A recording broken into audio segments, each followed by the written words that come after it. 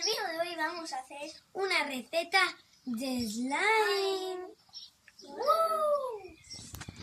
Para esta receta de slime necesitaremos un bol y un palillo para remover, líquido de lentillas, espuma de afeitar, y estas tres colas: cola blanca de Super Tite,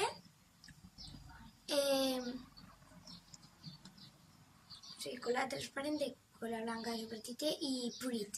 Estas tres marcas nos han funcionado. Primero echaremos cola blanca.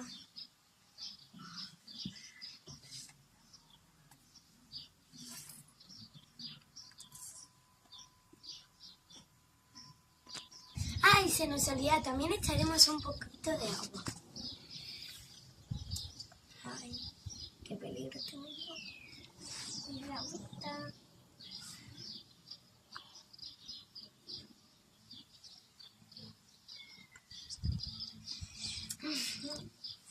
Y ahora lo vamos a remover hasta que se mezcle. Ahora echaremos la misma cantidad de espuma de afeitar que de cola. Echo el palito y le voy echando.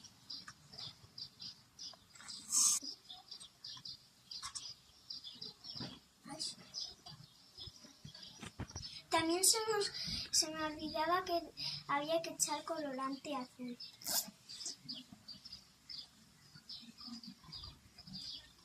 Tres gotas. Ahora removeremos todo hasta que se mezcle todo. Ahora echaremos a 5 a 10 gotas de líquido de lentillas.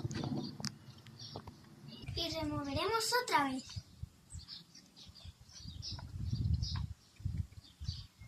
Se empieza a formar. Si vemos que todavía está muy líquido, le añadiremos más líquido de lentillas. Y seguimos removiendo.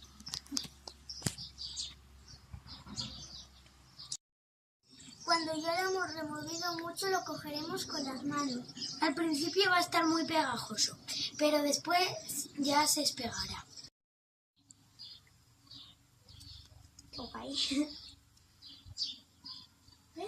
Adiós, chicos. Adiós, chicos. Suscribiros, dejar comentarios y darle a like. Adiós, chicos.